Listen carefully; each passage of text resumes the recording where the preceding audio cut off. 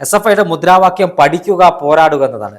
പഠിക്കേണ്ടതും പോരാടേണ്ടതും പഠിപ്പിക്കുന്ന അധ്യാപകരോടാണോ എന്നൊരു ചോദ്യം ആളുകൾ ഉന്നയിക്കുന്നത്. ഇത് ആദ്യമായിട്ടൊന്നല്ല SFI ഇത്തരത്തിൽ ചെയ്യുന്നത്. മഹാരാജാസ് തീർച്ചയായും കലാലയത്തിൽ ഇതിനെയാണോ SFI എന്ന് വിളിക്കേണ്ടതെന്നൊരു ചോദ്യം വരികയാണ്. മഹാരാജാസ് കോളേജിനകത്ത്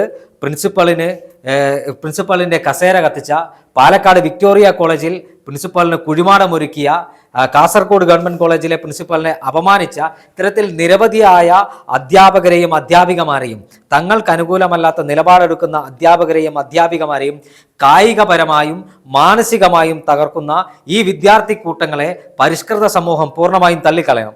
അതോടൊപ്പം തന്നെ ഈ ആനന്ദ് വിശ്വനാഥൻ എന്ന് പറയുന്ന അധ്യാപകൻ വിദ്യാർത്ഥികൾക്കെല്ലാം ഏറെ പ്രിയപ്പെട്ടവനായിരുന്നു. അവിടെ പഠനത്തിൽ മാത്രമല്ല പാഠ്യേതര വിഷയങ്ങളിലും വിദ്യാർത്ഥികൾക്കൊപ്പം നിന്ന് അവരിൽ ഒരാളായി അവരോടൊപ്പം നിൽക്കുന്ന ഈ അധ്യാപകനെതിരെ ഇത്തരമൊരു കള്ളക്കേസ് ചുമത്താൻ 4 വിദ്യാർത്ഥിനികളാണ് കൂട്ടുനിന്നെന്ന് പറയുമ്പോൾ ഇവരുടെ മനസ്സിൻ്റെ അകത്തെ രാഷ്ട്രീയ തിമിരം എത്രത്തോളം ഉണ്ടെന്ന് നമുക്ക് ഊഹിക്കാൻ കഴിയും.